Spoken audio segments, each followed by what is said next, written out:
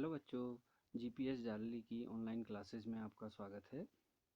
आज कक्षा 5 हिंदी रिमझिम से आपके दूसरा पाठ फसलों का त्योहार, इस पे हम पिछले सप्ताह काफ़ी चर्चा कर चुके हैं। आज इस पाठ में हम कुछ थोड़ा और आगे करते हैं। पहला असाइनमेंट इस पाठ में आज मैं आपके लिए लेके आ रहा हूँ, रिक्त स्थानों की पूर्ति करें। तो यहाँ पे मैंने कुछ शब्द इस पाठ से निकाले हैं, तो मैं इनको एक एक कर आपके सामने पढ़ूँगा और आपने अपने पाठ में से इन पंक्तियों को ढूंढना है और जो मैंने रिक्त स्थान हरी पेन से इसमें लगाए हुए हैं वहाँ पे आपने शब्दों को भरना है। तो पहला रिक्त स्थान है, सारा दिन बोरसी के आगे हाथ डैश हुए गुजर जाता है। ठीक है, इसमें डैश की जगह पे क्या आएगा आपने लिखना है। दूसरा वाक्य है, आज सुबह तो रजाई से डैश की हिम्मत ही नहीं हो रही थी।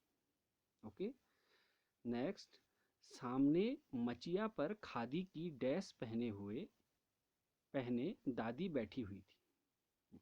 अगला है, वैसी डैश फिर दोबारा खाने को नहीं मिली।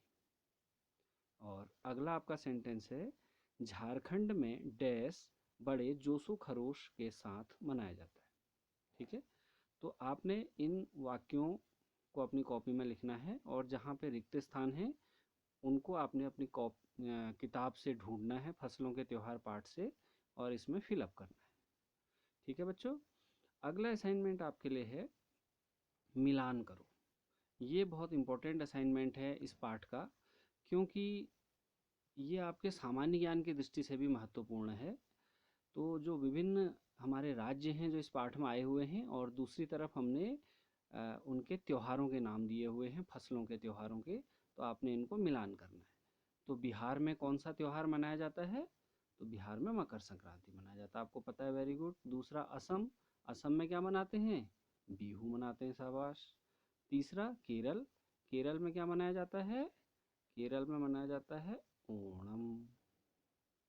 इसके बाद तमिलनाडु में मनाया जाता है पोंगल का त्योहार। पंजाब में मनाया जाता है लोहड़ी का त्योहार। और झारखंड में क्या मनाया जाता है? सरहुल। ठीक है बच्चों, तो आप इसको अपनी कॉपी में कर लेंगे इसी हिसाब से।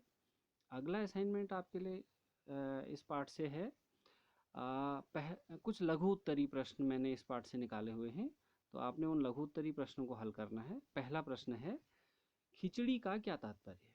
तो आप सब जानते हैं खिचड़ी का तात्पर्य क्या क्या तात्पर्य है? दालों और चावल के मिश्रण से जो हम पका के जो खाद्य बनता है उसको हम खिचड़ी कहते हैं। ठीक है, अगला प्रश्न है, भारत के सभी प्रांतों में किस माह में फसलों से जुड़े त्योहार मनाए जाते हैं? तो सामान्यतया जनवरी माह के मध्य में ही फसलों से जुड़े हुए त्यौहार मनाए जाते हैं, तो आप अकॉर्डिंगली यहाँ पे लिखेंगे। अगला प्रश्न है, दादी के बाल कैसे लग रहे थे?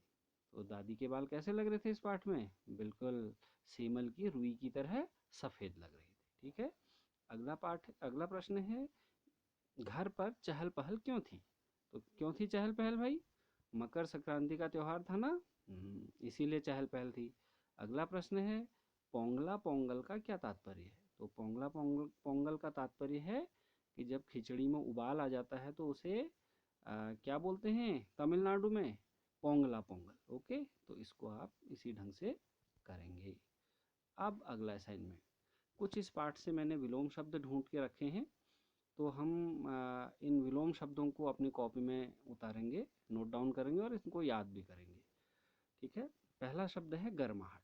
गर्माहट का विलोम ठंडक। लापता का विलोम, यानी कि लापता मतलब गायब हो गया, तो लापता का सामने। शुरुआत का अंत। चाव का बेमन। सुस्ताना का विलोम व्यस्त रहना। मध्य का विलोम शुरुआत या अंत। ठीक है, तो दोनों इसके विलोम हैं। अगला है जोशो खरोश। जोशो खरोश का विलोम हो गया शांति। ठीक है, इसके बाद हम अगला विलोम देखेंगे विशेष। विशेष का आम। जंगल का शहर। आशीर्वादी का अशुभ। साबुत का आधा, आसमान का विलोम जमीन, और बर्फीले का विलोम उबलते। बर्फीले यानी ज़्यादा ठंडक, तो उसका हो गया उबलते हुए। ठीक है, तो ये आपका आज का ये इतने असाइनमेंट हो गए हैं।